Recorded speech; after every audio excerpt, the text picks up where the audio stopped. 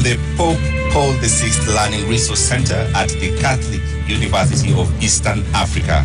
My name is James Smart of NTV. And I am Sophia Wanuna of KTN News. Welcome to the second and last of two debates between the running mates of the four presidential candidates cleared to run for president in the forthcoming election. This is the fourth of 6 national televised debates organized through a joint media presidential debates initiative, bringing together literally the entire Kenyan media fraternity. The candidates participating in the debate have agreed to the rules and guidelines requiring them to conduct themselves with utmost decorum, address each other with respect, and extend honor to viewers watching this debate live across all Kenya's broadcast media platforms. Indeed, and the candidates in the debate have also agreed to adhere to the allocated time. Each candidate has 2 minutes to make an opening statement, 2 minutes to answer a question, and 60 seconds for a rebuttal. The topics have carefully been selected after a thorough assessment of the state of our nation and the sentiments of the regular Kenyan voters in various parts of this country. In line with the debate rules and the best practices, the questions we shall ask have not been shared with any of the campaign teams. Neither were they discussed or formulated in conjunction with anyone. The questions are entirely our own. And an invited audience here, seated in the auditorium, has also agreed to the debate rules. They have been fully briefed that cheers, jeers, or any other form of noise is not permitted during the debate. We have to make the exception now as we request the audience to help us warmly welcome Honorable Martha Karua and Honorable Rigathi Gachagua to the stage.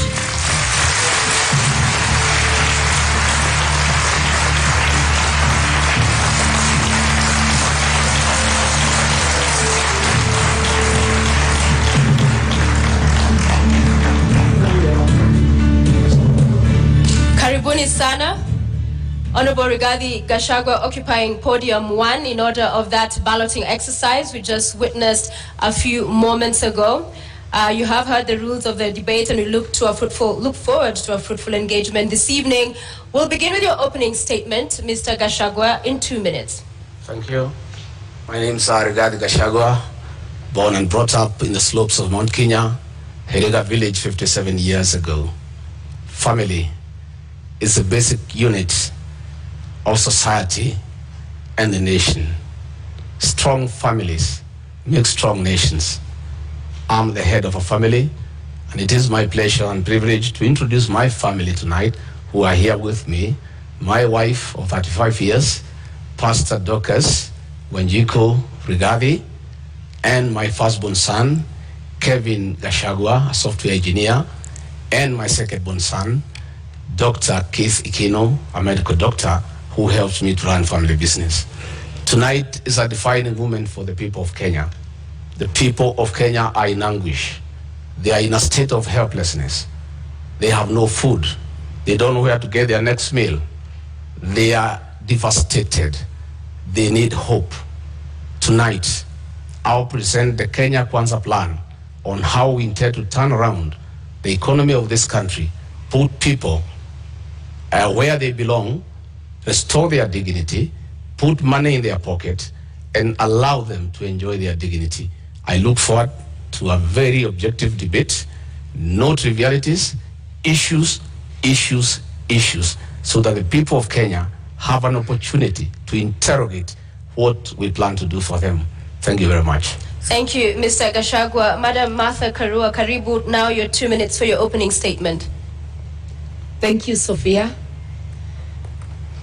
I was born and brought up in Kirinyaga, and I want to thank my parents who are still alive, thank God, for instilling the values of honesty, hard work, community, and respect, values that hold good to this day. In this debate and in the audience, I have my family, my 2 children, Wawira and Edward, my grandchildren, 4 of them, my brothers and sisters, some of them, others are online. I represent the Azimio hope for this country.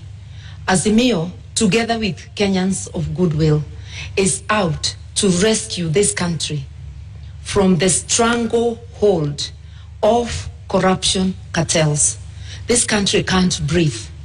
We cannot get the services that people do require, because monies intended for public service are going into the pockets of corruption cartels, who then become instant millionaires with huge bank balances. We intend to help this country, to help citizens get their country back, and all the resources of this country will be utilized for the best interest of the entire nation, not a select few. I am here to discuss those issues, and I am glad that my opponent is also talking of issues, which is what we have been calling for in our campaign. I'm able, ready, and willing. Thank you very much, candidates, for your opening statements. Let's introduce the elephant in the room and start this debate. The question of the deputy president. It has dominated public consciousness in the last 5 years. I'll start with you, Honorable Rigathi Gachagua. What kind of a deputy president will you be? You have 2 minutes. I come from a background of management. I have been in public service for 15 years. I've been in private sector for 15 years. I've been in legislation for 5 years. That gives a 35-year experience of public service and engaging with the people.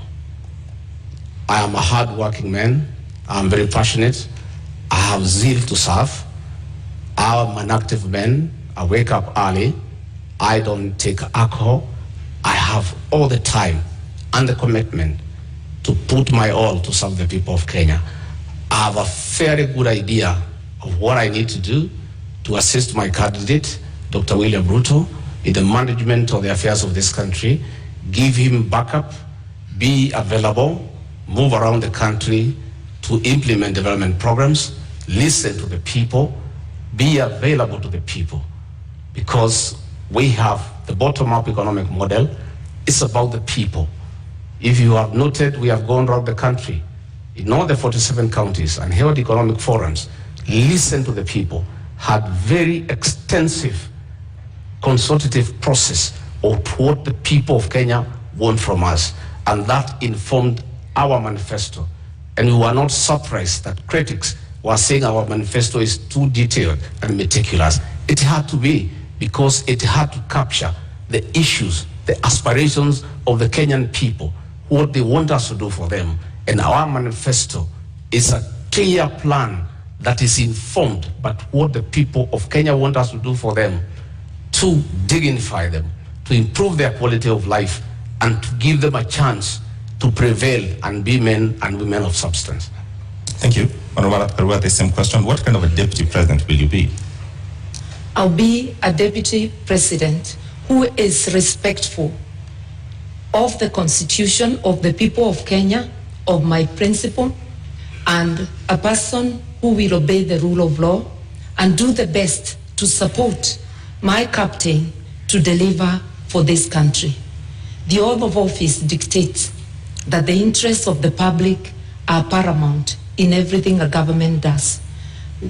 I will help my captain to stick to the rule of law, to ensure that what is in the Constitution is fulfilled. Our Constitution dictates that we adopt a social market economy where social justice is in the forefront. That is why Article 46, not 47, talks of socio-economic rights. You will notice that in our manifesto, we are talking about giving social support to those who cannot have any income, who do not at the moment have any income. And that's one way of fulfilling the promise of the Constitution and ensuring that Kenyans live in dignity, especially those who cannot afford the basics of life. I will therefore serve with honesty, and my track record speaks of that I have been a consistent public servant who does her work in the manner prescribed by the law, with honesty, with dedication. I will devote 100% to the people of Kenya. All right. The question on the deputy president, it's public domain, that the current president and his deputy are reading from two different scripts. In the last 5 years, we've seen that effect in public domain. If that happens, what is your view? How should that be solved? How should that be sorted? In my case and Dr. William Ruto, that will not happen. Both of us are strong-willed leaders who respect each other. None of us suffers from inferiority complex. At no time will William Ruto ever punish me or mistreat me because he has no reason to. I'll support him to be president, and he'll reciprocate that support. Between me and him, we are in agreement that we have no time to quarrel or disagree. We are inheriting a dilapidated country, a country that is on knees economically, a country that is facing an economic shutdown. We have no time for sideshows. We have no time for personal differences. We have no time for an inferiority complex and competition that is unnecessary. We have a job to do. We are inheriting a 9 trillion debt. We are inheriting 6 million young people who have no jobs. 14 million Kenyans are in CRB. We have such a huge task ahead of us that it is unimaginable that Dr. William Ruto or Rigathi Gachagua would digress on personal issues and petty matters to disagree at all. Each of us has a job well cut out. I have already been assigned to work on the economy. I have gone around the country listening to the people of Kenya. I have been to each and every county, and I brought those views that informed our manifesto. Going forward on election, our job is well cut out from day one. And ORPP. We have to implement our plan. And so when they submitted them, they were rejected, and they've been given a timeline within a week, which is ending this week, to submit a new list. So we have seen the challenges in this. We can disagree on any issue. We are brought together by a convergence that we need to serve the people of Kenya. And both of us love the people of Kenya and the ordinary people. And Honorable Karua, as I come to you, I mean, at the beginning of the presidency now, as you have it in 2013, it would have been unimaginable that would be today witnessing the kind of fallout we are between the president and his deputy. So for you, how do you execute differently and ensure we do not see this kind of bad blood drawn out? I think even when people have differences, because it is not possible for human beings to always think alike. That's why even our constitution acknowledges diversity of opinion. It is imperative that all debates or disagreements or arguments on issues happen in-house, and what is brought to the public must be the result, the agreement on the positions. And I think I'm very well prepared, and I'll continue to pray and address my mind that one, the overall leader is the president. I am the principal assistant. With that in mind, that I'm a delegate of the president and can be required to do any work to support the presidency and the administration, I'll be ready, and I am ready. I have served as a cabinet minister for 6.5 years. A cabinet minister is a delegate of the president. A deputy president is a first among equals within cabinet in being a delegate of the president. It's not a different position. We will be able to moderate any differences of opinion on any issues and to focus on serving Kenyans and to be respectful to Kenyans.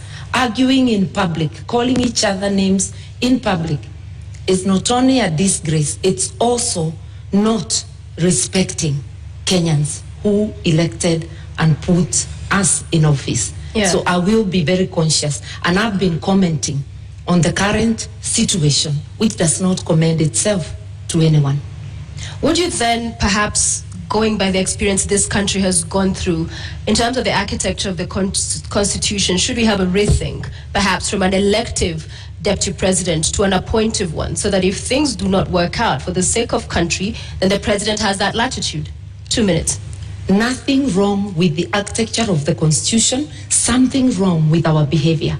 It is not that we need to amend to prescribe the relationship between the president and a deputy president. It is that we need to change our behavior, differ with respect,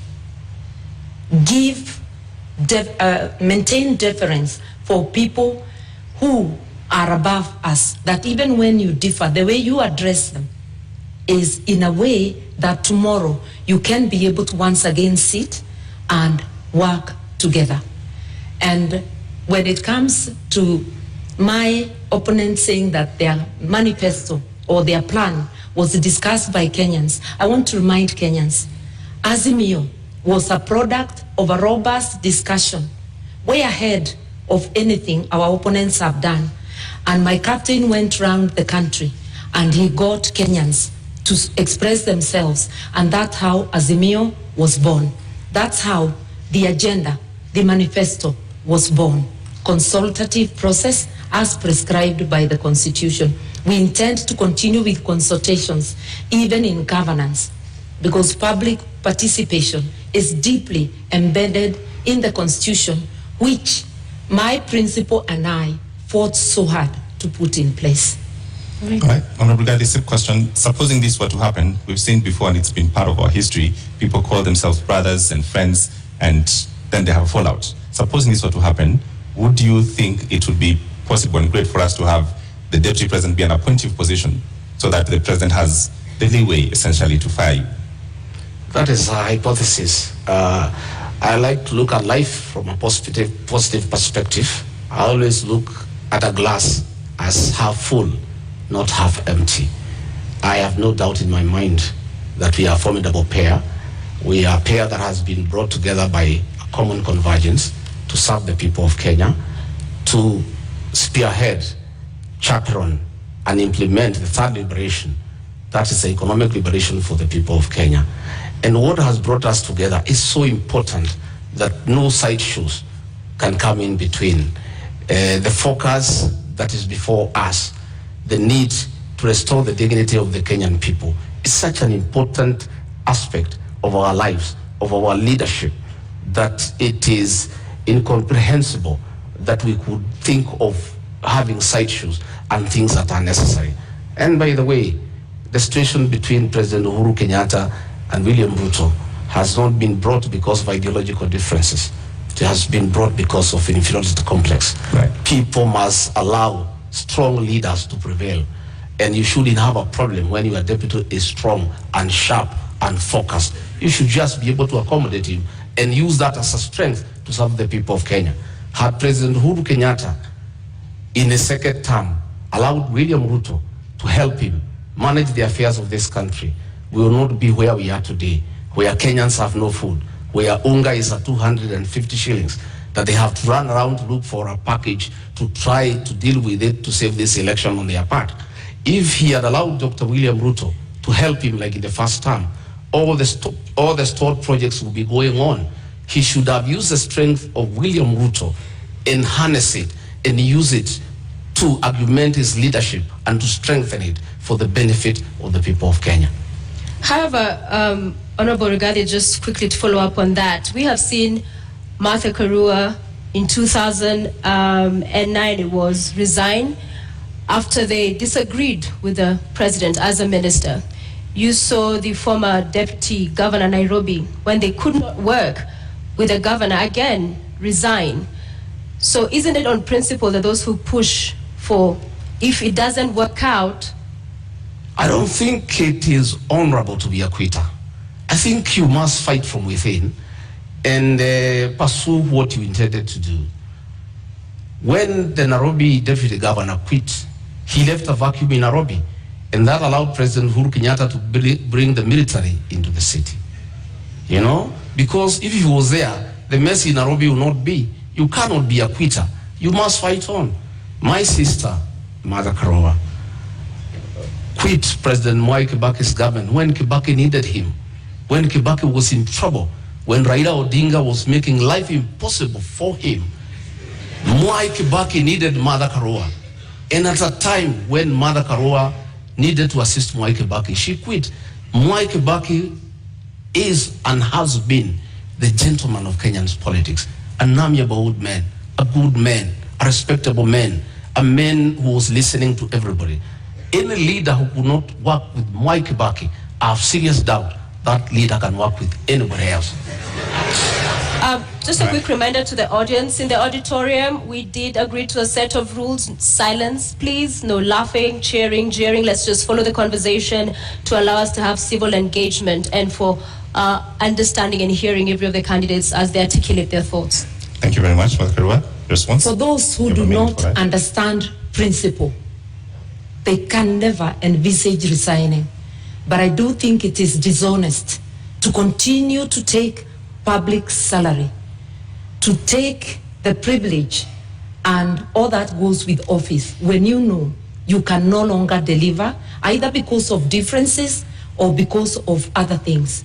I respectively withdrew myself by resignation from Mwai Kibaki's government in a respectful manner, no name calling, such that we were able to continue when we meet to sit down and talk. I don't think the same can be said of Mr. Gashagua's principle. Entertaining disagreement outside government and publicly is disruptive. No wonder the government in which Mr. Gashagua's principle serves is unable to fight corruption because it's pulling in two different directions. That is why we have a paralysis today. On Martha Karua, the question on just what happens if you disagree with your principle and if your principle should have the right to essentially let you go, should we relook at that? I think the way the Constitution is, you disagree in-house, you resolve it. I do not think there's anything that cannot be resolved unless if it's something that is unconstitutional that is being demanded of me. I will remember the oath, my oath under the Constitution, that there are things, if they are outrightly illegal, I certainly cannot be party to. But happily, my principle is a believer in the rule of law and constitutionalism. And he is also a man who views everything through the lens of social justice. That is why we have a dignity package for those who cannot afford meals on their table. That is why we have Babacare to rescue Kenyans from lack of access to medical services. If you look at our agenda, you will see that this is an agenda that talks of the socio-economic rights of Kenyans, an inclusive agenda that has every Kenyan, whether poor or rich, as demanded by our Constitution. So I cannot stand here and honestly say that we shall have the same position on all things. That never happened, not even in Mwai Kibaki's government. But in 6.5 years which I served, I never publicly berated the government that I served or the president that I served. I just said my hands were tied and I withdrew. My principle differed with Mwai Kibaki, but all he said to the public is that I was not consulted. How they went back room and resolved, we never know. We only know they came out with a unanimous decision. That is what people who have respect for the public do. People who have respect for their offices do. But holding an office while not serving is dishonesty. Honorable Gachagua, the same question, I realized you didn't respond the last time. Should this position of Deputy President be an appointive position? No. In fact, the framers of the Constitution were very clear that a Deputy President needed to enjoy mandate directly from the people. Why Azimio cannot push William Ruto to resign is because William Ruto is not an appointee of President Uhuru Kenyatta. He is elected by the people of Kenya. If it was the previous constitution, William Ruto would have been sacked a long time ago and replaced with Gideon Moi. And that was the plan. The plan was to provoke him, intimidate him, humiliate him, persecute him and his friends and his allies so that he could quit government and allow President Uhuru Kenyatta to appoint somebody from a family that they share the same issues and the same values. But because William Ruto was elected, he was able to hold on to his position, and he continued serving the people of Kenya when he was assigned duties by the president.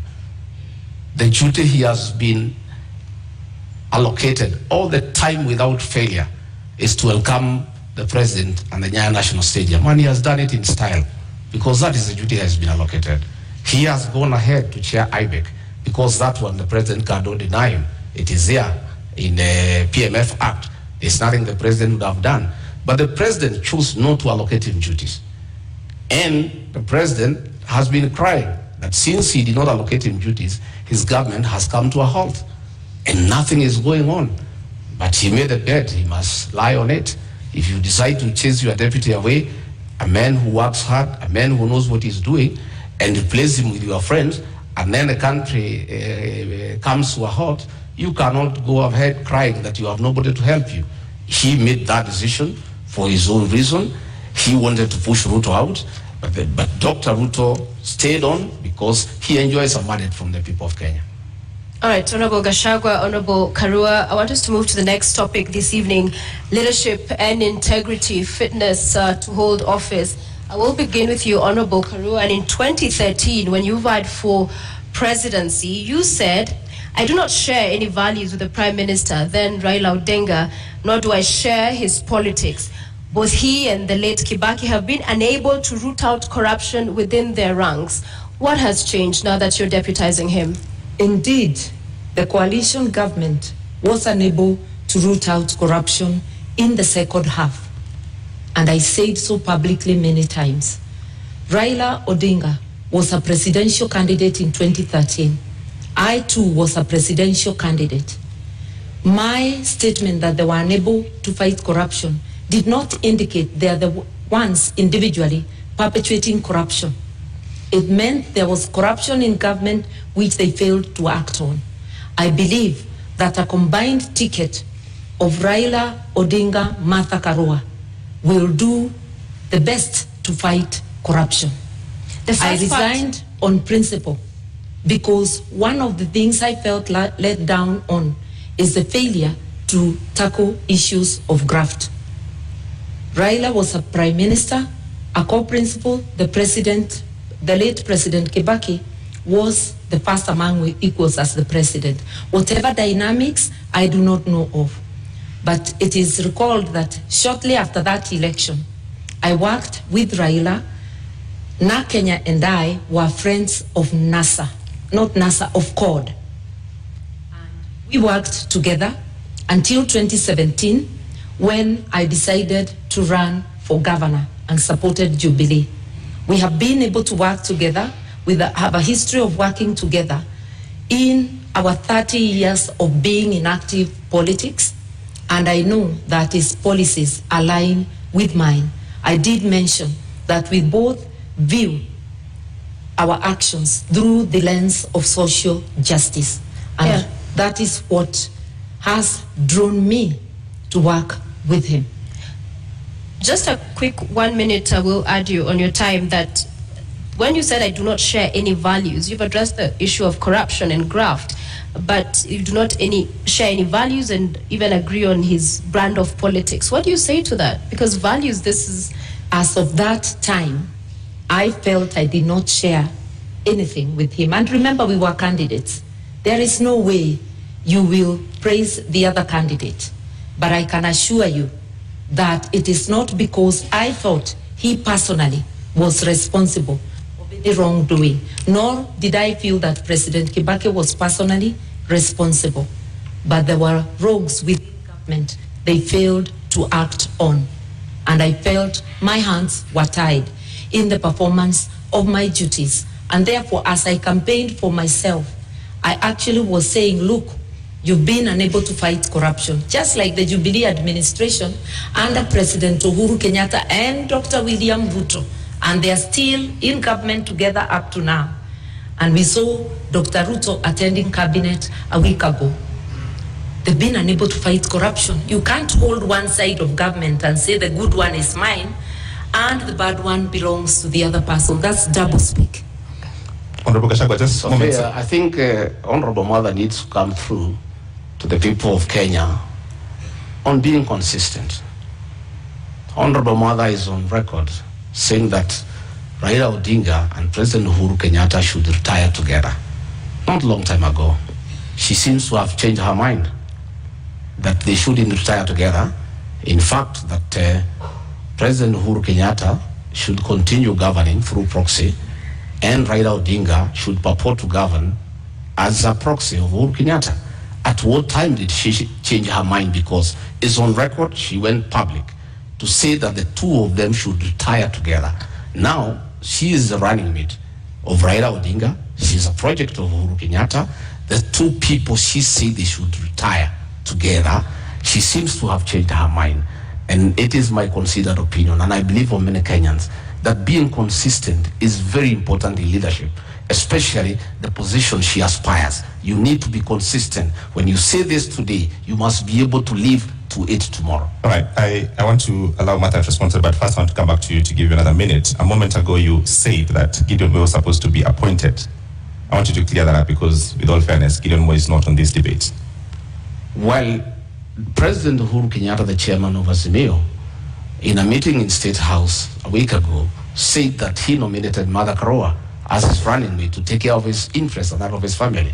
The president was on record, which means that Martha Karua is a project of the chairman of Azimio, President Uhuru Kenyatta, and they are both proxies with Raila Odinga.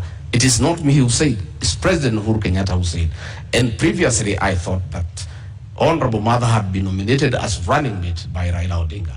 But here comes President Uhuru Kenyatta, outgoing president, chairman of Azimio, a man who has said he's going nowhere, he's going to be around. He'll be ruling from home. He'll be consorting his project from home. He'll be continuing to govern the people of Kenya. I simply do not understand. Is Martha Karua, the honorable member, is she the deputy? Is she the running mate of Raila Odinga, the project, or is she the running mate of Uhuru Kenyatta, the project master? Okay. She's who's running mate? Okay, Martha Karua is in the building. It is true that both I and my captains are projects, but projects of the people of Kenya, whom my captain consulted, and by public demand, he was called upon to take leadership. At a time our country desperately needs leadership. He has offered leadership, and I was competitively selected, unlike my friend who was handpicked. I faced an interviewing panel, and also through demands of Kenyans and many endorsements, I was selected. Kenyans know I'm competent, and I believe I'm competent for this job. I'm ready, able, and willing. I have consistently shown independence of mind, irrespective of whom I'm dealing with. I will handle this job independently and with commitment to Kenyans. And I know my principal also, who has been a teacher of politics to Mr. Gashagua's principal. All right, Martha Karua, just a direct question to respond to Honorable Gachagua. What is the role of President Uhuru Kenyatta in Azimio? The role of President Kenyatta, he is the chairman of the council, but my captain is the chairman, overall chairman of Azimio. Jubilee is just one out of the 26 political parties. I sit in the council as well, and President Kenyatta does not make decisions alone. Will he have a role? Will he have a role after he finishes his term? Sorry? Will President Kenyatta have a role after he finishes his term? His party will have a role. And if he continues to be, if he doesn't give his position in the council to any other member of his party, it would be a peripheral role as a member of the party. The incoming administration will be a Raila Odinga Azimio presidency. Just like the current Jubilee government, although Uhuru was a deputy president in the government of Mwai Kibaki, it was not a continuation of the Mwai Kibaki administration. It was an Uhuru Jubilee administration. Anybody who understands government would know that. Honorable Gachagua, you have a minute to respond. The truth of the matter is that the role of President Uhuru Kenyatta in Azimio is to craft his own succession, to continue governing Kenya through proxy, through Raila Odinga and Martha Karua. President Uhuru Kenyatta has already started assigning roles to Honorable Martha Karua, which means he is a leader, and in the unfortunate and unlikely event that they are elected to office, President Uhuru Kenyatta will continue governing this country outside his constitutional mandate, because there is a two-term limit that the president should retire. But the president does not intend to retire. You saw how angry he was, saying that people are asking him to go home and asking where he's going.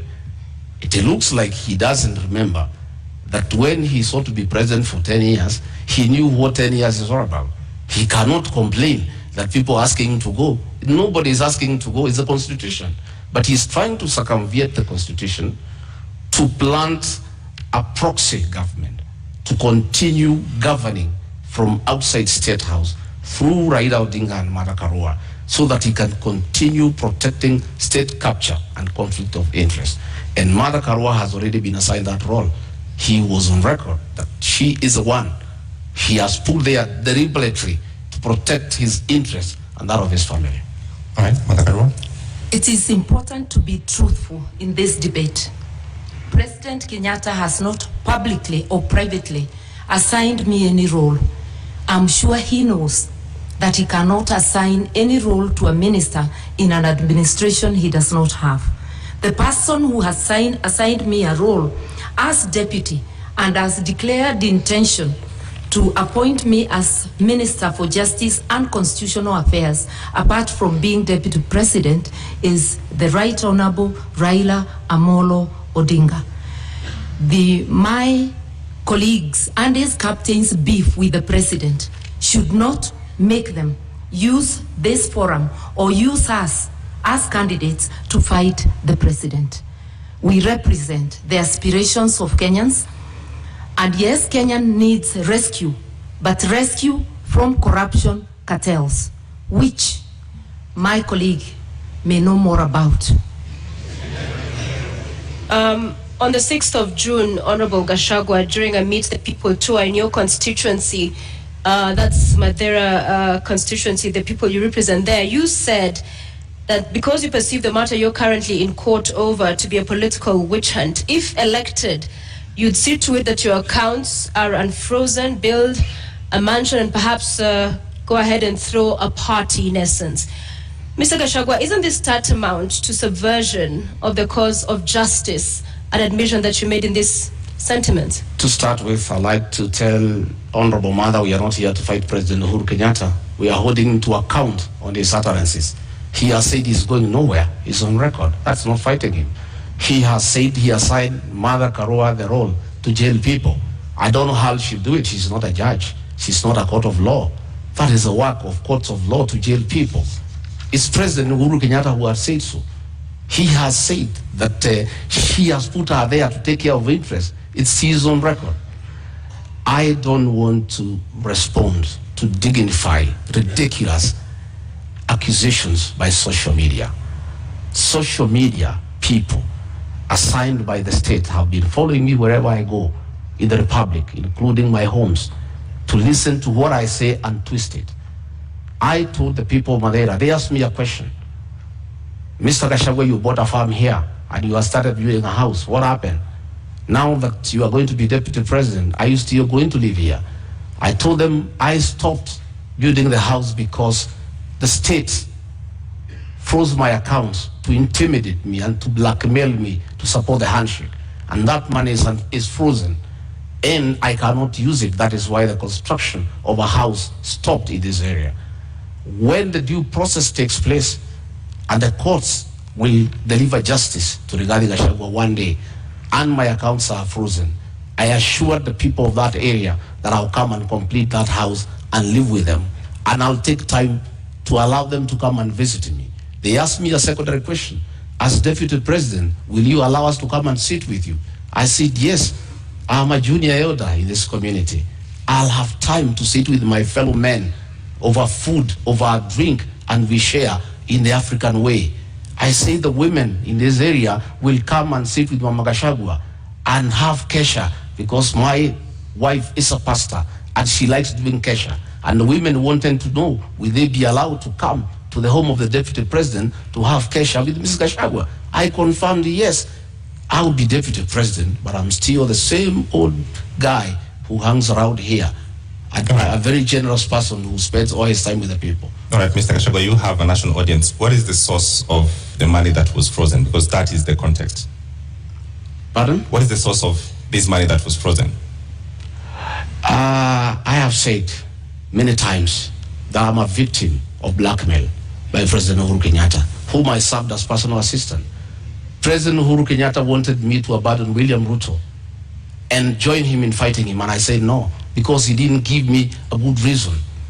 And he blackmailed me. He sent Nancy Gitawe, his advisor, to threaten me that if I don't abandon William Ruto and join him, I'll face the music from the state. And one problem started after another. They froze my accounts, KRI froze all my companies, then they arrested me on trumped-up charges for 1.5 years, no evidence in court, nothing. I'm a victim of blackmail and persecution by Uhuru Kenyatta, using the state criminal justice system to manage politics and deal with those who don't agree with him. Honorable Gachagua, with all due respect, you not answered my question. What is the source of the money that was... The money that I have is well documented. I am an astute businessman. This is money that I made during the reign of Mwai Kibaki when the economy was thriving. I made over 200 million and invested in an account. And that account has been running for the last 8 years, and nobody has ever asked me a question. In 2013, when I supported Uhuru Kenyatta, I still had the money. In 2017, when I supported him, I still had the money in my personal account. This is money I have accounted for. It's clean money. I am a good businessman. And in the fullness of time, I'll be vindicated. I was really hoping that my colleague would explain to us how an individual finds 5 billion shillings in their accounts. But I hope one day Kenyans will be able to know money that was transferred to his accounts in the last 10 years of the Jubilee administration. But that's for him to account. I believe as leaders, we have to be accountable. That is why there's declaration of wealth, so that as you enter office, people can know how much you are worth, and as you exit, or in the middle, they can monitor and see how you are progressing, whether it is from your salary, and if it's from business, it has to be a business that can be ascertained. I think we really need to come clean, because if you cannot account for your wealth, you cannot be a good steward of the money of the people of Kenya. So this is a question to both of you. You've brought up the subject of wealth declaration. Yeah. What are you worth, Honorable Karua? I think about just about 150 million, and that is because the 56 million I had declared in 2013 has appreciated because of the inflation. I haven't had any new properties, but I'm a person many may not understand. I'm not thirsty for land. I'm not thirsty for worldly goods. I'm happy to have a house I call home. I'm happy to have a house in my father's land. I do not look for property. Not everybody is hungry to amass, hungry to do something to help my country, to transform the lives of the people. Right. So if you're looking for Martha Karua to be a billionaire, no, I am not hungry for billions. Honorable Gachagua, my account did not receive 5 billion. That is propaganda. I have 200 million. That is the money that is held. 200 million, 64 million. I worked in the Ministry of Lands and Settlement. 10 million, I worked in Kenya Power. 33 million, I worked in the Ministry of Livestock. Another 46 million, I worked in another organization called Patek. Up to 200 million, that is all the money. But when you set policemen to investigate, they don't understand accounts. When you save money in a fixed deposit, it leaves your personal account into a suspense account. A normal policeman looking at it, movement in and out 4 times a year of 200 million, he thinks you have 800 million within that year. So when he multiplies by 7 years, he says you have 12.4 billion. That is the folly of the kind of investigations we are having in this country. I don't have billions, I have 203 million into that account. And that is part of my wealth. I'm worth 800 million, minus the 200 they are holding, another 600. So just a quick follow-up on that, Honorable Rigathi, because the charges you are facing are as a result of trading with county governments. What's your position on public officers doing business with government, whether at the national level or at the county level? By the time I've done all my businesses, I was not a public servant. I was a private individual. I have no conflict of interest. I was a businessman. I applied for tenders and competed, open tenders and won, and did construction business and did supplies, and nobody is complaining. Today, those charges against me, no evidence in court, nobody is willing to record a statement. Clean business. And I never traded with institutions because I was not part of any government. But this is when your business brother... I did in 2011, I did in 2012. You know, when they say that my brother was governor, my brother became governor in 2013. I did business in 2008, in 2009, in 2010, 2011. And that money is there, and it's all documented where it has come from. But nobody is bothered because they just wanted to punish me. But they wanted to blackmail me into supporting the handshake. And I'm a man of principle, and Uhuru Kenyatta knows that. I respect my conscience. I'll never be intimidated. And I can tell you, many governors today supporting Azimio is because they were blackmailed like me, and they gave in. Honorable Gachagua, just clarity. In 2009, 2010, there was no county governments. Which government did you do? Sorry? There was no county governments in 2009. I'm saying I made money in 2010, in 2009. There was no county government. I didn't make money with the county government. I never did business with the county government. I said I worked with the Ministry of Lands. I worked with the Ministry of Livestock Development. So you cannot say that there was conflict in Nyeri because I did this business long before county governments came into place. But Honorable Gachagua, the matter in court is about doing business with county governments. I'm saying the matter in court is a matter that is on fabricated charges. And that matter will be coming in the fullness of time. What I'm talking about is the money that is held and where it came from.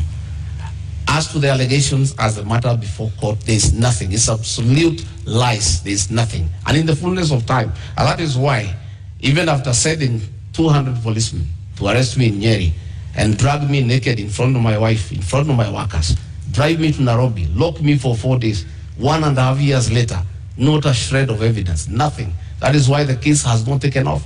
They have slated it for September later this year, but still nothing has been presented to us. Our lawyers have been asking, give us evidence against Rigathi Gachagua. It's not forthcoming. It does not exist. It's a fabrication. It's blackmail. It was a way of trying to force me to abandon William Ruto. Okay. But I was not intimidated. I remain on board.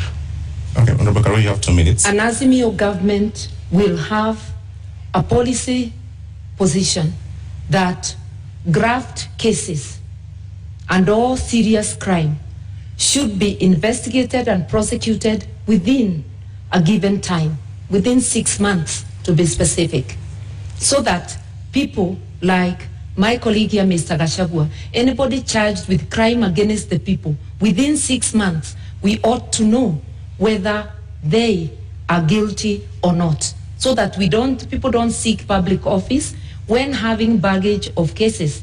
And if I may remind Mr. Gachagua, the cases, because I've been following the newspaper reports, relate to Kwale County, Bungoma County, and Nyeri County. And the period when the offenses are said to have been committed is between 2013 and 2020. So it is important, even from a personal position, that a person gets cleared and that you do not instruct advocates to delay the cases, because what we are having in our courts is really a circus, where one is charged, you are holding public office, you continue holding public office, elections come, and now we have seen new language in the courts that to allow them to campaign, the case is further delayed. Kenyans need to know, and even the person accused needs to know, so that they do not give excuses. We have repeatedly said with my captain that whether it's my daughter, my blood relative, or a member of the opposing camp, the law must apply equally to all.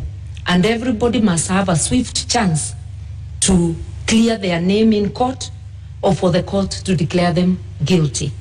We are here to help Kenya organize itself in that manner by engaging with the players in the justice system and having a policy position. All right, Honorable Gachagua, you have a minute to respond. For clarity, have you done business with county governments? Allegations remain just allegations. Honorable Mother knows, and I'll never take her on allegations. A British newspaper accused her of receiving a bribe from BAT, but I cannot come here and accuse her that she's corrupt because of that allegation. Because an allegation is an allegation. The people of Kirinyaga have been complaining that she used her office as justice minister to take land in South Gariama and give it to her relatives. But that is just an allegation. The issue here, Sophia, we would like the issue here, Sophia, is that we need to allow. Would like to remind the members of our audience to please do not cheer or jeer and allow our candidates to present their issues. Please go ahead. The issue here is that we need to allow independent institutions to fight corruption. President Uhuru Kenyatta has cried inability to fight corruption because he was lenient. He was lenient because the people involved in mega corruption are close to him, both in family and friends. That is why he was lenient. But had he allowed independent institutions to fight corruption, the issue of leniency would not arise. Had he allowed independent institutions to fight corruption without getting involved, Rigathi Gachagua would not be in court, because independent institutions will never take people to court without evidence. What the Honorable Karua is saying, that we need a law to hasten cases, is not the solution. Honorable the solution is to take cases to court when you have evidence. Mr. Karua, you have a minute to rebut. I just want to let Mr. Gachagua know that I do not have an iota of public land anywhere, in Kirinyaga or anywhere. I do not own land in South Gariama. I am glad he knows they are just allegations. And I challenged the current administration that is there, and I'm not in power in Kirinyaga, that if there is truth to that allegation, then they must swiftly take me to court and recover. So once you challenge those making the allegation and they don't do anything about it, then the matter is closed. The only land I own in Kenya is the house I live in Nairobi, and the house up country, which is on my father's land, and he has included my name in the title. I said I'm not land hungry, and I'm not hungry for material wealth. Those who are hungry may never understand that. Relating to BAT, it was money paid to my campaign secretariat by a donor, not paid to my personal account. Later, it transpired that it was money from a company. The matter has been investigated in UK, and the file has been closed. I also challenged the DPP of the government Gashagua's principal served in 2016 to investigate and prosecute me. Right, so those matters are allegations. Thank you very much. Time is up. But now that we're talking about funds, you all are traversing the country with choppers and legions of teams. How do you finance your campaign, Honorable Gachagua? How much does it cost? Pardon? How much does it cost to finance your campaign? Pardon? How much does it cost to finance your campaign? Oh, the sound is not working here. Sorry. I can't hear you properly. I apologize for that. Yeah. How much does it cost to finance your campaign? Well, it's difficult because we don't have a centralized command. Our campaign, we are raising funds from people, and mostly is in materials, is in donations in terms of choppers, in terms of vehicles, in terms of fuel, in terms of personnel. And really, what you need in terms of cash is not much. This campaign of Kenya Kwanza is bottom-up driven. A lot of hustlers have taken time to give their all in terms of time, in terms of materials, in terms of support in kind. There isn't much about cash. So it's very difficult at this stage to quantify and say, this is the amount that we are going to use for this campaign. What I know is that in the next 1 week or so, we'll now be talking about real figures, because we have to mobilize agents, we have to mobilize vehicles, we have to get people to protect the vote. Those people need to be given allowances. That is when now we will come to the cost of the real campaign.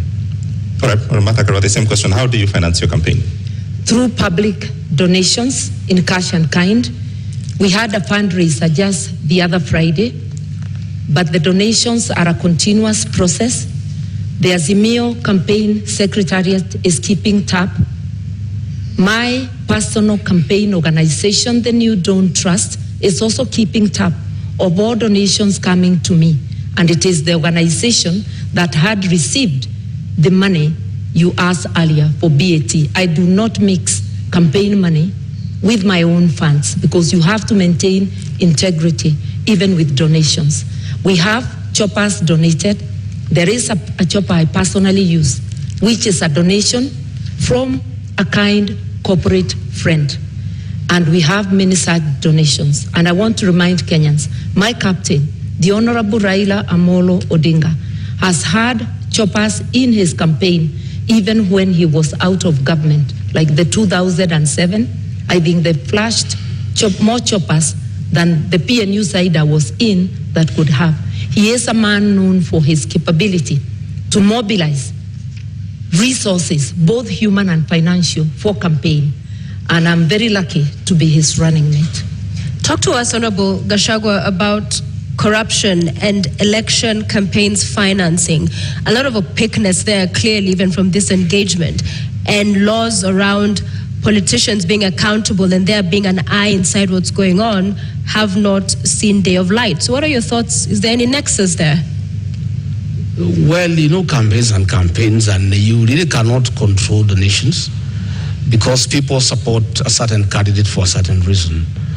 And it behoves upon the candidate to receive donations that are well-meaning and donations that are not tied to your win and what you need to do for people after. And that is the basis of our campaign. I personally have many friends who are supporting me. They have not demanded anything for me in return when we form government. They think we have got a good plan. They think that we need to be given an opportunity to run this country and turn it around. They think that the real thing is the economy. They think that they need to help us to move around the country. And they are well-meaning. I wouldn't say the same of my colleague here, because their campaign is being run with the public resources. You are aware that the PS Interior has been meeting chiefs and assistant chiefs who are public servants and give them instructions to work for Azimio. You have seen their meetings being attended by chiefs in uniform. That is misuse of public resources. We have seen funds from Harambee House, from the confidential expenditure, being put into this campaign. Many of the town hall meetings they are holding in the Mount Kenya region, all the delegates are given 1,000 shillings to go home, and that is money from public coffers. Do you have evidence of this? Oh yes, we have photographs, we have recordings, we have audios. They are there. We are always well appraised, because many of those people who go to receive that money are actually our supporters, and they say they don't want to allow the elephant to die with the tusks. They need to remove the tusks before it is dead. That is what is happening. And public servants, the Cabinet Secretary for Interior is on record campaigning for Azimio. The Cabinet Secretary for ICT is on record campaigning for Azimio. These are public officials. They are public. They are paid with public money, but they are campaigning. That is misuse of public resources. And my colleague here, who says he's a stickler of the rule of law, has not condemned that, because I would want her to condemn that, because she says she's a stickler of the rule of law. And if she finds public resources are being used to propel her to office, she should be bold enough to say that is wrong. She should speak out against the misuse of chiefs and assistant chiefs by the PS Interior to campaign for her and her boss. Okay, Honorable Karua, just to build on that, all corruption scandals, Eurobond, Kimarer, Afia House, KEMSA, do find a dotted line into politics. As you respond to this question, how does Azimio and yourself going to deal with these questions that we have to deal with now? May I begin there by saying that Azimio government is very clear on what it will do. Both my captain and I have repeatedly said there will be no sacred cows. Anybody involved in corruption will face the law, irrespective of who they are. As for campaigning with public resources, that's a fabrication. What I know is that every presidential candidate is entitled to security. So there will be security apparatus, whether it is the Deputy President's campaign or the Right Honorable Raila Amolo Odinga. We mobilize our own meetings, using our candidates, using everybody. Anybody who attends, they attend on their own volition. Yes, there are some cabinet secretaries who have attended our meetings, but they have sometimes attended as a by the way. When they attend deliberately, it's of their own volition, and it's not because we need them to mobilize. Let nobody forget that there is no political operator who can mobilize more than the Right Honorable Raila Amolo Odinga. I also personally do not need help to mobilize. I've been in this game for 30 years. When Mr. Gachagua was still a DO, I was in politics. All right. You have a response to that? 1 minute rebuttal? Well, I have no rejoinder for that. My request is that it is about time we move to the real issues that the people of this country need to know. What is our plan? We have talked many issues, and that is a good thing.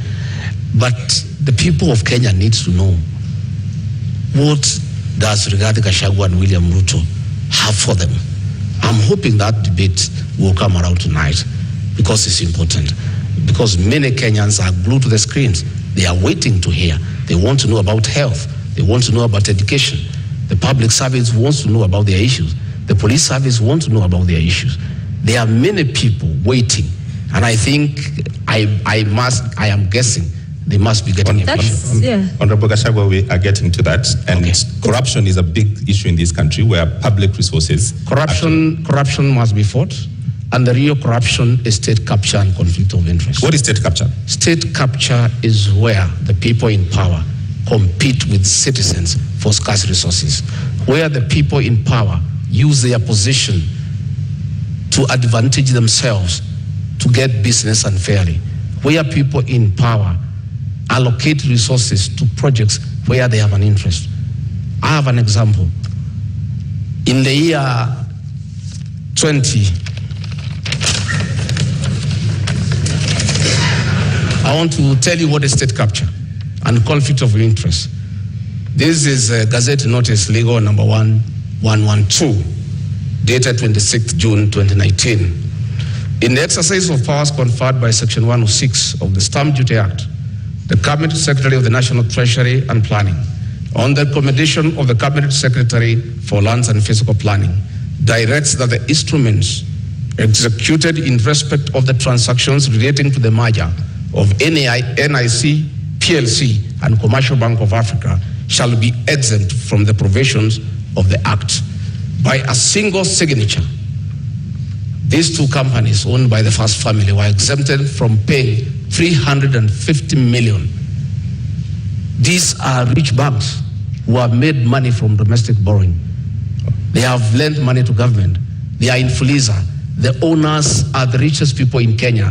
They were exempted from paying 350 million, money that can put up 35 level 3 hospitals in Kenya. That is conflict of interest and state capture. That is chronic corruption. It's worse than the corruption associated with public procurement. And that is what we must deal with. Okay. We must deal with state capture. We must deal with conflict of interest. There is a railway line between Nairobi and Nyanyuki that was put up at a cost of 3.8 billion. That railway line serves one company that supplies fuel to Nyanyuki. All right, Honorable Gachagua, thank you very much for this. Unfortunately, I cannot authenticate this document. You asked me what is state capture. I'm giving you time, but I cannot authenticate the document that you just read right now. So I've seen in your manifesto that you would put a commission to investigate these bribes. Would you go after the first family? We will not go after anybody. We'll go after all those who are in state capture and conflict of interest. Who are they? But what are you saying? That will come out in the commission.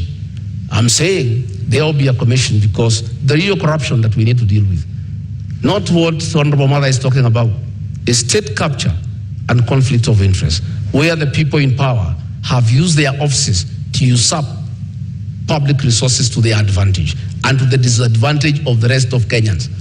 You are aware that the milk industry has been monopolized by state capture and conflict of interest, where the owners of that monopoly decide how much to buy from the farmers and how much to sell to the consumers. So, Honorable. And extort the people of Kenya. Clarity for the Kenyans who are watching. Yeah. At the center of government is President Uhuru Kenyatta. Yes. Are you going to go after President Uhuru Kenyatta finishes his term? I have said we are not talking about individuals. We'll deal with state capture and conflict of interest.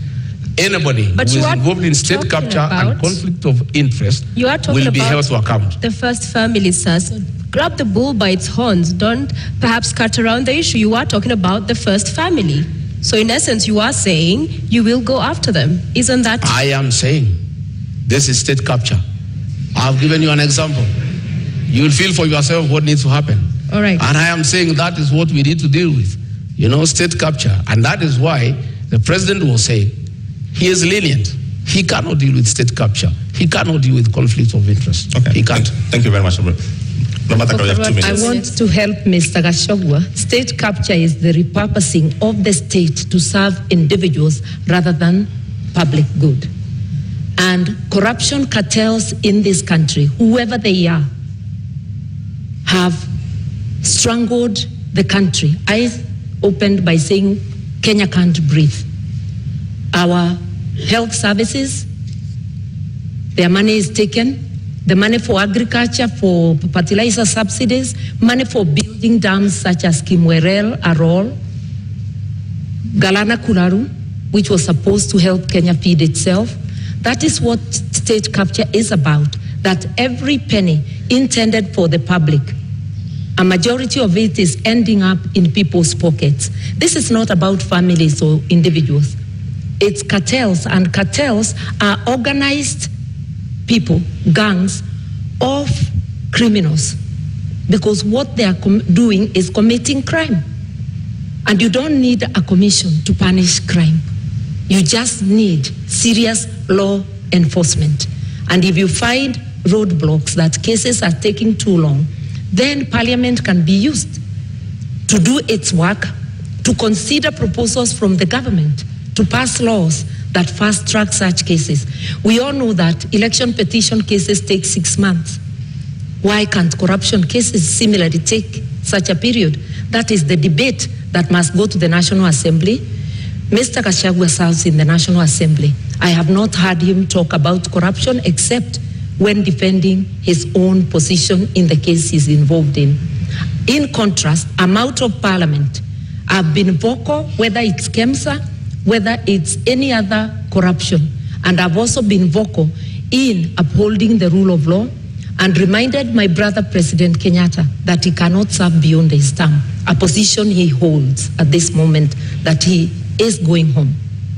So, Honorable Karua, do you agree then that there's state capture in Kenya? And secondly, what do you make of their proposal to form a commission of inquiry into the same in Kenya if elected? That just expresses their reluctance to fight corruption. In fact, Mr. Gashagua's principle is captured on tape in an interview in this country, saying that corruption, he doesn't think corruption can stop a nation from developing. With what money will a nation develop, invest, or even provide services if the corruption cartels are taking 2 billion shillings a day, which translates to stealing 40 shillings from every person? In an average household of 6 people, that's 240 shillings, 2 packets of unga at the discounted price of 100. Kenyans need to understand. They're hungry, they're without medical service, without fees for their children, and without free education, because corruption cartels are strangling the nation. That's why we can't breathe. Once we understand that, then we will vote for people with a track record, like Azimio, people with the will to fight corruption, people who are prepared to confront the monster and to apply the law evenly, irrespective of who is mentioned. So do you believe we have state capture in Kenya? There is state capture, yes, by corruption cartels, organized criminal gangs who plunder our resources daily. 2 billion shillings a day, which is authenticated by the Auditor General, translates to 765 billion shillings. The amount of money we need for the social support is just 144 billion. The rest can be used to pay debt, to do other things. We intend to seal all those loopholes so that Kenyans can have advantage of their resources. Honorable Karua, the names of every corruption scandal, Kimura, Kamsa, Eurobond, they're all government officials. Yes. How do you deal with that? That is where the state capture is coming. If you look at them, it's not about families, it's about individuals who choose. Because I keep saying, no mother has baptized their children the name corruption. It's a behavior an individual deliberately chooses.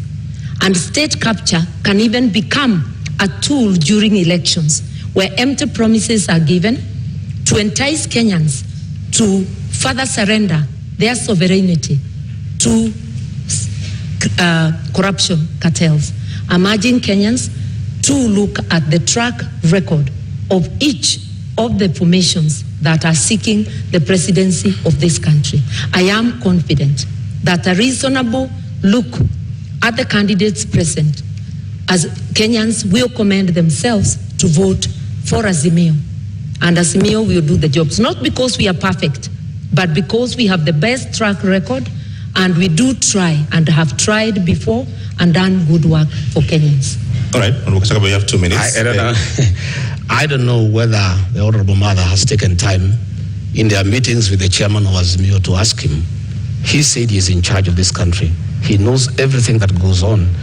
Then we went ahead to say that 2 billion shillings is stolen daily. I don't know whether in her meetings with the chairman of Azimio, she has tried to find out from him who steals this 2 billion and why he has done nothing about it. In terms of fighting corruption, our manifesto is very clear. Our plan is sound and is in accordance with the Constitution.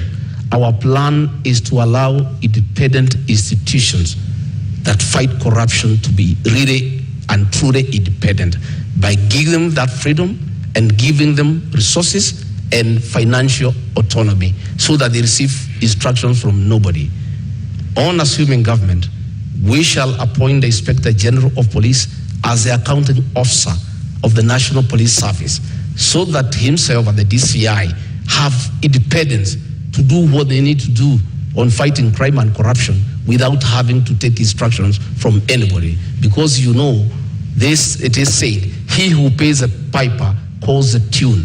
Why the Inspector General of Police and the DCI cannot fight corruption and crime, why they cannot operate the way the Constitution spells out, is because they are controlled from Harambee House, because that is where their money is. We shall give them financial autonomy. We shall operationalize the judiciary fund to allow our judges and magistrates to operate with financial autonomy so that they are free to do what they want to do, so that they can fast-track cases without having to look back. And of course, you know, President William Ruto, the new president of Kenya, God willing, we appoint the judges that were nominated by the Judicial Service Commission so that they can serve the people of Kenya. All right, Honorable Karua, do you agree that lack of independence in these institutions is the problem Kenyans are facing in the criminal justice system? The Constitution gives all these institutions independence. And independence and autonomy should not be confused with accountability. Parliament, which is independent, has to be accountable to the people of Kenya. The executive has to be accountable to the people of Kenya. The judiciary has to be accountable to the people of Kenya. Institutions have decisional independence, that a judge will be independent in making that decision of guilty or not guilty. that the Director of Public Prosecutions will be independent in deciding to charge, to prosecute or not to prosecute. It doesn't mean that they fail to account to the people of Kenya. And that is most of our leaders are failing to do. Be accountable to the people of Kenya.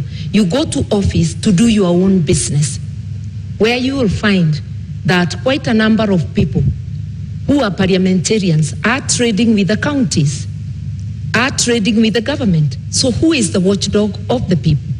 The law forbids it. Conflict of interest. Going to get county work from a county government when you are a member of parliament. Who is going to be the watchdog? A quick follow-up on that. Yeah. Because the proposal on the table in Azimio is that if you are elected into office, then you'd also double up as Minister for Justice. Yeah. Wouldn't that go then to entrench that kind of feeling of interference from the executive? Because these are independent institutions, yes, but even if it's facilitating and good workflow, there's the NCAJ that handles all of the issues around that chain of criminal justice. So wouldn't that role, in essence, be seen as interference as well? Not at all. The Minister of Justice doesn't prosecute. This is a coordinating ministry, coordinating the entire justice sector. And we had such a program even during the Kibaki time known as Justice Law and Order Sector, to give policy direction. Then each institution goes and works on its own. It's not about how that institution will do its work. It's to understand together the difficulties, the roadblocks along the justice sector, so as to make proposals for legislation and for policy to Parliament. Remember that policy and legislation are passed by Parliament. Government institutions are independent, but they cannot act alone. There must be some synergy, and that synergy is in policy. Then they can have decisional independence. I've been a Minister of Justice before. I didn't investigate or prosecute. All right, I want to move to the next topic, and let's go to the cost of living. One of the charges against politicians in this country is that they're simply out of touch and you're unable to solve the problems that we face. To give you an opportunity tonight, Honorable Gachagua, to start to make your presentation on cost of living by first telling us what is the cost of milk today? The cost of milk, the farmer sells at 42, at the supermarket, some places 120 per liter, others is 130, depending on where the supermarket is. Kerosene? I don't go to the supermarkets. Okay. What is your presentation tonight on dealing with the cost of living, knowing very well that... I want to say, I'm happy now we are where we need to be. Audience, please maintain silence. And for the record, issues with what we've been talking about throughout, these issues impact on how we fund the projects and all of these other subsidies we'll be talking about. So there's no non-issue tonight. What I'm saying is that I'm happy that we are discussing the high cost of living, the inability of Kenyans to buy food, because a mistake was made maliciously to deny farmers fertilizer subsidy, and as a result, there was low production. And because of the law of demand and supply, you cannot afford a packet of unga. A packet of unga is 250 shillings. Government is running around because of this election now, trying to subsidize for 4 weeks, just after the elections. But they are not telling the people of Kenya how they'll buy food after the elections. This is being done to entice them to vote for Azimio. If government had done the right thing and supplemented farmers with inputs and fertilizer, they would have increased their production. You know, we consume 46 million bags of maize, and we produce about 40 million every year. We normally have a deficit of about 6, which we import. But because of this decision, we are short of almost 15 million bags, and that is what has caused the current crisis. And we have a plan.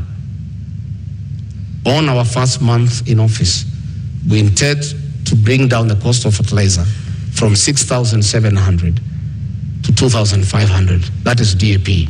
That is the main fertilizer for planting. Okay. And that will enhance our farmers to produce more, so that we have food security And probably we even have some surplus for export. Thank you. Honorable Martha, same question. What is the price of bread today, and what is Azimio plan to reduce the cost of living? The price of bread, the bread I buy, is 80 shillings.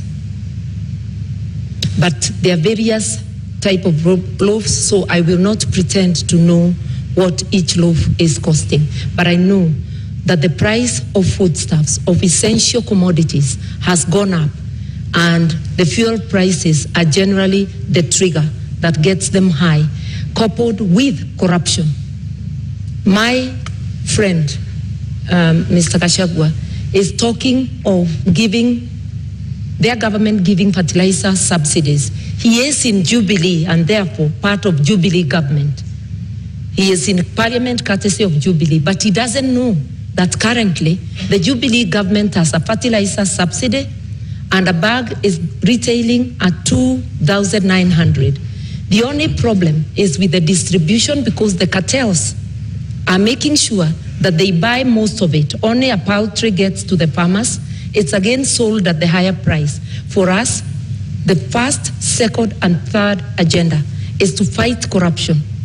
Governments have subsidies to cushion farmers and to cushion the people because of a series of things. We have war in Ukraine, which has seen foodstuffs rise for countries that are not self-sufficient and buy outside, Kenya being one of them, fertilizer and other things. But the money for subsidy, for helping our people with the cost of living, majority of it is going to the cartels. That is where the problem is. The money meant for Galana Kulalu irrigation scheme, which could have helped with our food reserves, was stolen. Kenyans know, even the fertilizer, there was a scandal. Maize, there was a scandal. Kenyans know who are responsible for those scandals. And Mr. Gachagua is also aware. And together with his captain, they may know more. Since mother, who is actually my mother, my late mother is Mother Krego. Since she joined government, she has been consumed by the lies of the same government. If the Honorable Mother moved around the country, the lie she's giving here, the fertilizer is 2,500, she will be feeling sorry.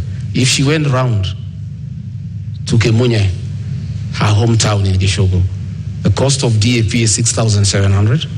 The cost of CAN is 5,900. The cost of 17 is 5,800. The cost of 20 is 5,900. And the cost of urea is 7,200. That was just a lie by the Minister for Agriculture. There is no fertilizer that is available for 2,500. You can walk around to any shopping center, including our hometown. These are the costs of fertilizer.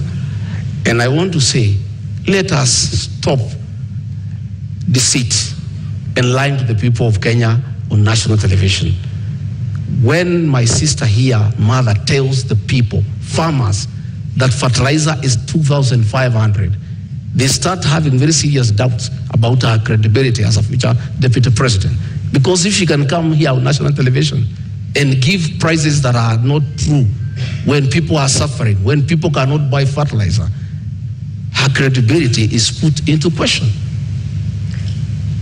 I've indicated that the subsidized fertilizer, he's correct, is not available at every retail shop, but it's available at the stores of the at the depots of National Cereals and Produce Board. It is a project of the Ministry of Agriculture. I've heard the minister talking about it, and I know of farmers who have accessed it, but I know, and I have stated, it's riddled with corruption and it's not getting to the people. The honorable thing Mr. Gachagua could do, when you are not aware, you just say you are not aware. You just don't dismiss things as lies when they're happening. The problem with Kenya, money meant to cushion farmers, to cushion consumers, is going to corruption cartels. That is a big problem, and which Azimio government will rescue Kenyans from. All right, I'm going to give you all 1 minute each to talk to first 100 days on how you'll deal with the cost of living. I'm aware 100% there's no fertilizer anywhere for 2,500. I'm a bottom-up man. I move around this country. It's simply not available. In the first 100 days, we want to do several things. One, bring the cost of food down, bring down the cost of living, bring fertilizer subsidies from 6,700 to 2,500. How will you do that, sir? We'll provide funds for that. These funds that are being proposed now for bringing the packet of unga down for 2 kg is what is supposed to go to fertilizer so that we have a long-term solution. The other one is not sustainable. It's a short-term thing for the elections. We have a plan to focus on primary health care, where community health volunteers are given an allowance to boost their morale and increase their efficiency to deal with preventive medicine as opposed to curative medicine. We have a plan to employ 116,000 teachers within the first 2 years so that we can deal with the shortage of teachers. I will explain to you. I have explained to you that we are stopping wastage in public spending. We have had a lot of projects that are not planned. Okay. We have legacy projects that are of sentimental values to leaders, but have no meaning to the people of Kenya. Thank you, Honorable Gachagua. Yeah. So, your minute. I want to first say that we in Kenya do not have a revenue problem. This year alone, we collected over 2 trillion shillings, the taxman that is. We have a problem of expenditure, non-priority expenditure. That is what we are going to curb. In relation to fertilizer, the subsidies are already in place. It's a question of ensuring they work for the people. It's ensuring that the subsidy for unga continues to the time there will be harvest. The expenditure for operation and maintenance, O&M, is over 600 billion, while salaries are at about 550. You can see operation and maintenance overshooting salaries. We will prioritize what needs to be prioritized to help Kenyans move forward. And for all the things we have said we'll do in 100 days, I have acquainted myself with the budget. The budget lines are sufficient with optimal use. Mr. Gachagua serves in the parliament that passed the budget. He doesn't seem aware that the money is in the budget, including for Babacare. All right. As we bring this to a close, fuel.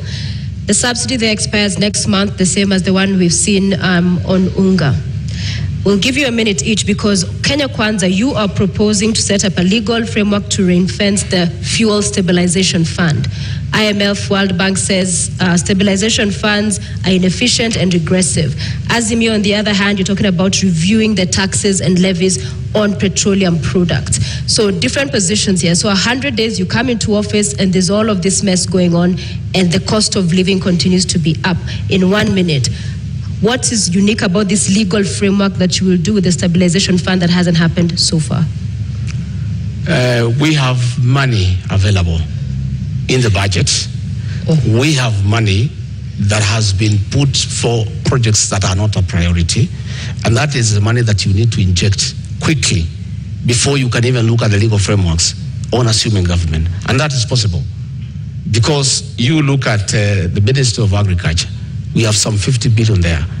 That 50 billion will be available to deal with the issues of fertilizer. It will be available to deal with the issue of animal feeds that are beyond the reach of many farmers, so that we can have a quick win. Fuel Stabilization Fund, in your manifesto, how will you fund it? The kitty is currently depleted, so you're not coming to find money. How will you fund it?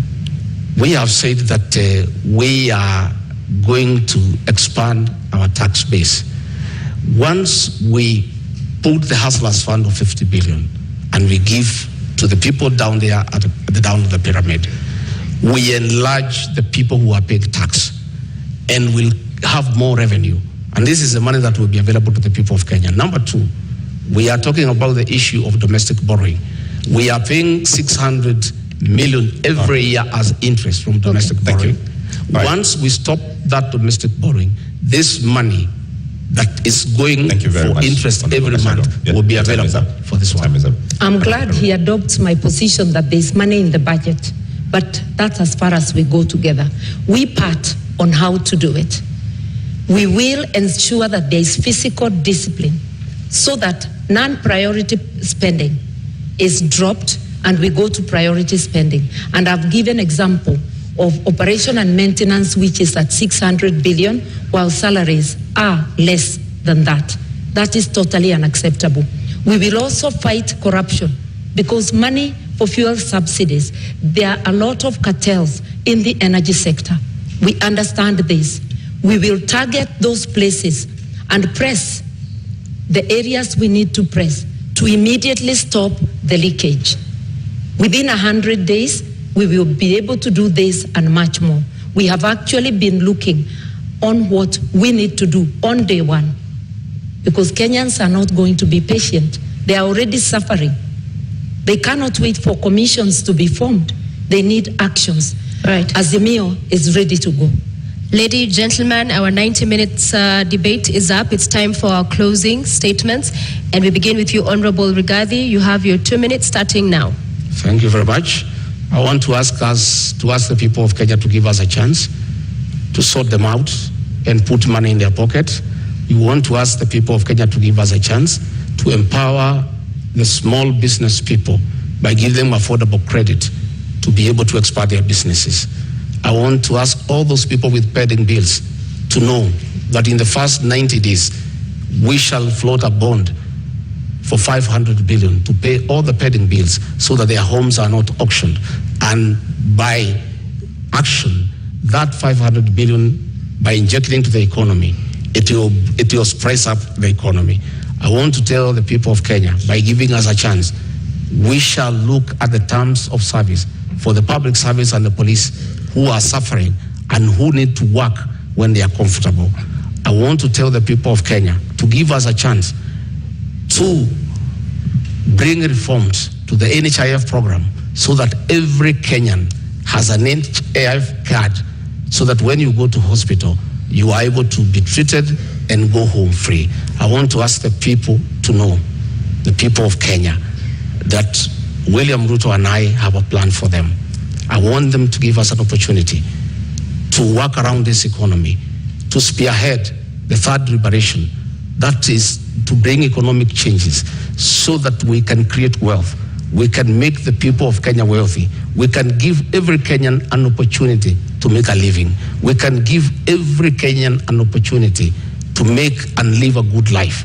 We want to ask them that on the 9th of August to come and vote for change. A change to bring about economic development, a change to restore their dignity and to improve their quality of life. Thank you very much and good evening. Thank you. Honorable Karua, your 2 minutes start now. I want to remind Kenyans, this election is about trust. It's about looking to see which of the teams you can trust. We offer our track record, because even when you employ a driver, you ask them for the driving license and you want to know about their record in driving.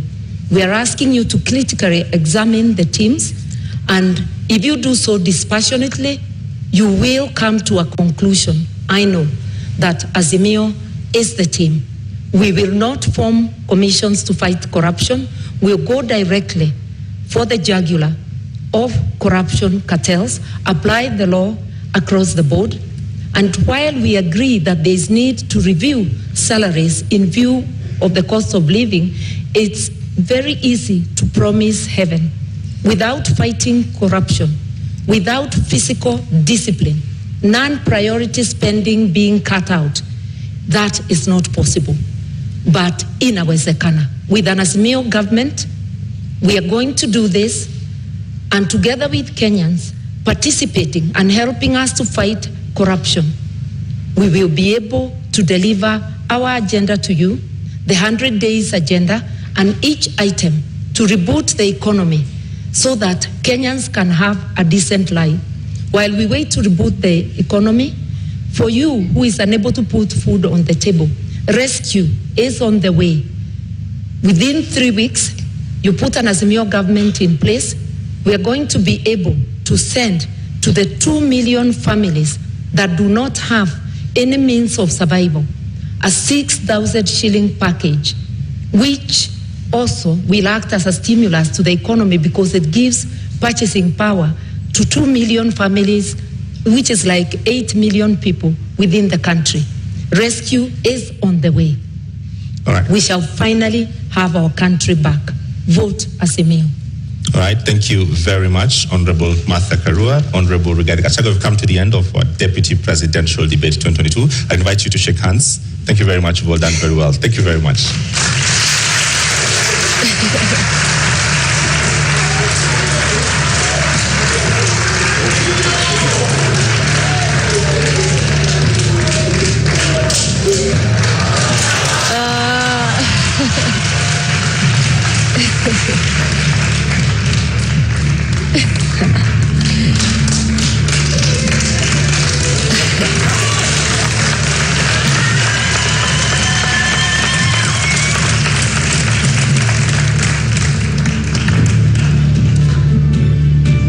Ladies and gentlemen in the audience and our viewers following this at home, we have come to the end of our debate this evening, and our appreciation to Honorable Martha Karua of the Azimio la Umoja One Kenya Party Coalition, as well as Rigathi Gachagua of the United Democratic Alliance, UDA, for honoring voters with the duty of agreeing to attend this public televised debate. We thank you. And we thank you for watching. The final of our joint national debates will come to you on Tuesday next week, when Wahiga More, Raila Odinga, William Ruto, and George Wajackoyah take this very stage in the presidential candidates debate. My name is James Maro of NTV. And I'm Sophia Wanuna of KTN News. Good night.